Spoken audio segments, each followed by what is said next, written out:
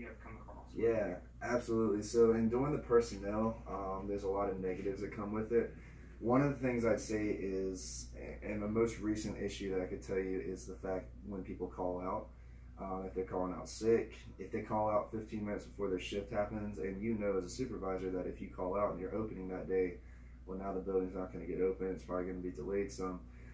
So trying to find somebody in that instant to come and really take that shift over, and it's got to be quick too. You know, if you got to open at 6, you call it at 5:45. We got to get someone immediately in there, and no one's up at 5:45 for the most part.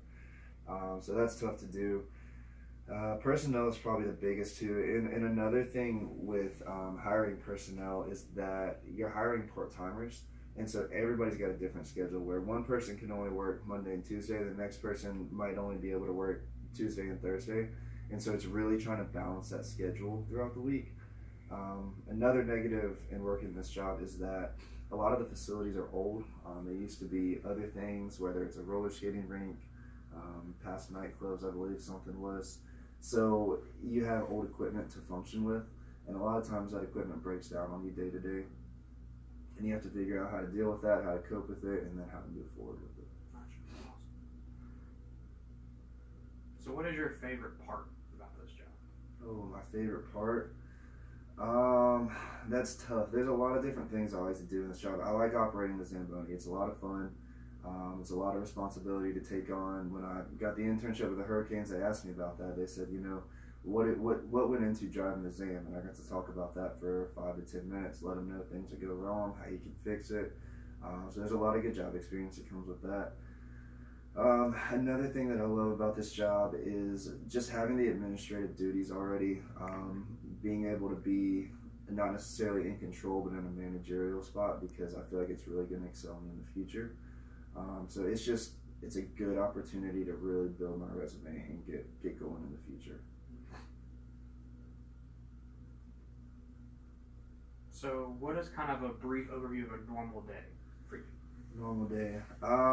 So right now I'm still in school, so I'm taking class while doing work. So my days differ a lot. Monday and Wednesday I'm here in Garner from 12 to 6. And what that'll look like is I come in, I typically do my cash deposits for the day from the revenue from the night before.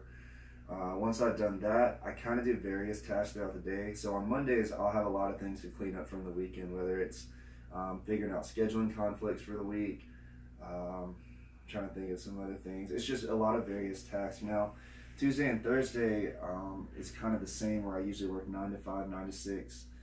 Driving the Zamboni throughout the day. I'm trying to make the schedule for the following week. Tuesdays we get invoices done, so I have to go through each invoice, stamp it, have our general manager approve it, and then it gets sent over to corporate. And then Fridays I typically work early morning to afternoon, where I'm just kind of getting things ready for the weekend. So if I know we're going to have a big public event throughout the weekend, making sure we have enough scheduling or enough personnel on the schedule, ensuring that everything's just kind of organized for the weekend. So if anyone comes in, the supervisor knows what they're looking for, they know what they can do. So my days vary day to day and week to week, because sometimes I have exams I got to go to during the week, or whatever it is. So it's hard to say a typical day, and you might have something where the glass breaks once a week. You might have something where the glass only breaks one time in your entire lifetime. So it just depends on really what the day looks like. And the Zam might break down, so you might have to change something with it. The Zam might not break down, and you might be fine for the next 5 years, whatever. So typical day is really hard to describe, as you know. But a lot of a typical day also just has to do with customer service. Obviously, people are still coming in regardless, so you're just greeting them, seeing what you can do to help them out. And then, like I said, driving the Zam. Yeah, that's about it I can give you on that typical day. I hear that. So, what all does this job pertain to what you're going to school for? How's it going to help you, the skills you've gained? Absolutely. So this job is kind of a jack of all trades job. So one day I might be dealing with a difficult customer, the next day I might be dealing with a difficult business partner who refuses to give us whatever we need because the invoice hasn't been paid yet. And then the day after that, I might be operating the Zamboni to the point of where I might have to change propane tanks, or the Zam might break down and I'm having to go and get that. So it just kind of depends on the week. Yeah. So what's one of the biggest challenges you faced working here, and how did you resolve it? One of the biggest challenges, I'd have to say probably dysfunctional equipment. You come into work and you think that, you know, everything should be set up for you, everything should be good to go, and then something breaks down on you, and it changes the whole entire dynamic of the day. Because if you think you're getting out at 1 a.m., if something breaks down and it's 30 minutes past, you don't get out of there till 1:30 or 2, just depending on what that thing is. So I had one instance where I went away for the summer, and then I came back, and the ZAM broke down the first day I was back. So for me, it was really frustrating to come back into that and be like, all right, I'm ready to go, ready for my first day, and then something breaks down on me. So that's probably been the biggest challenge, is having dysfunctional equipment, which is not really something that you can always control because things are expensive to buy. So very true. So what is the main thing for someone you hire? Biggest thing, it depends on what I'm hiring them for. So if I'm hiring them for support staff, and as you know our structure, but I can just kind of give a quick overview. Our support staff is normally our younger kids, and then it goes supervisors, then it goes directors, general manager, and a regional director. And I fall in between the general manager and directors. But so if I'm hiring for support staff, pretty much I'm just looking for a willingness to work. Most of them are 15, 16, 17-year-olds, just their first job. So all you want to see is that they just seem ready to rock and roll. They seem like they can handle whatever you throw at them. You're not looking for too in-depth things out of them. If you're looking for supervisors, you want to look to make sure that they know that they're about to take on a lot of responsibility, and that they feel assured that they can do it regardless of what's going to happen. Because as you know as well, y'all run the building, or supervisors run the building when directors aren't there. So I'm looking for a lot of responsibility driven people in those regards. But what I'm also looking for is a common sense approach, which I talked about earlier, is that you don't need an analytical mind necessarily to work here, but you do need to think about things simple and basic. Think about what you can do for the next step in order to move on a little bit further. And it doesn't have to be something crazy. It could be an easy fix. It can be a quick fix to hold on for the next few minutes. So it's just a lot of willingness to work, responsibility, common sense driven approach. And I'm also looking, if I'm hiring for higher positions, I'm looking for attention to detail. I want to see that somebody really pays attention to what they're doing. So it's something where you don't want a person to come in and just see the big picture. You want them to see each of the little small things that goes into the big picture as well. Definitely.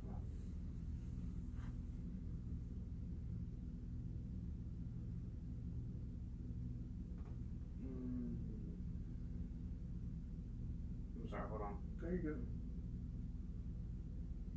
So did you have any like real mentors that kind of taught you the way of this job and the way of getting to where you want to be? Yeah, that's a good question. So when I first started, I had someone train me by the name of Matt Swizanarski. Great guy. He's probably about 25 years old, worked with the Ice House for about 10 years since the time he could work. And he was a really, really good trainer for me. Taught me all the proper ways to do things, and I still hold on to those things now. Of course, he didn't know 100% of what to do. Nobody knows 100% of what to do the right way. But he was really good in getting me into the shift supervisor spot. Moving on from that, our general manager, Tracy Todd, has always been extremely nurturing to everybody. She's kind of like a mother figure, but you know as well. So it's nice to have someone like that who's kind of got your back, who's willing to defend you, willing to step up and just kind of have you do whatever's necessary, but also there to help you out along the way. She obviously trained me for this job, and so I would say that she's probably the closest mentor in regards to this job alone. So would you recommend this job as a good entry-level sport management position to build your skills and confidence? Yeah, absolutely. I would definitely say it's a good start because, like I said, it's a jack-of-all-trades job. So you're learning the facility side of it, you're learning the behind-the-desk side of it, you're learning the customer service side of it. So you can pretty much take this job and go any way you want with it because you have some accounting as well where you're doing cash deposits, invoicing, but then you're also doing maintenance on the Zamboni. You're fixing glass that just broke, but then you're also in the back, and you got some HR stuff too because you're working with personnel. You're hiring, you're scheduling, a little bit of payroll as well, and then also, like I said, just behind the desk administrative duties. to where you're deciding, okay, this customer's upset about something. How am I going to fix this? Do we need to give a refund? Do we need to allow them to go into a different program? So you get a lot of different aspects of this job, and I think that's huge and key in moving on in your life. Especially if you want to work for a big business, you kind of have to pinpoint what you want to do in a big business because there's so many employees. But for a small business, if you want to work, then you're doing everything. So you're getting used to that everything dynamic. So definitely. So was hockey your sport of choice for doing a position like this? If I'm being honest, I still hate hockey. I would probably always hate hockey. Been doing it for 2 years, and I work for the Hurricanes. I just don't like hockey, but I'm good at what I do, and that's all that matters. Gotcha. Well, that's all the questions I have. So thank you. Yes, sir. Thank you very much. Thank you.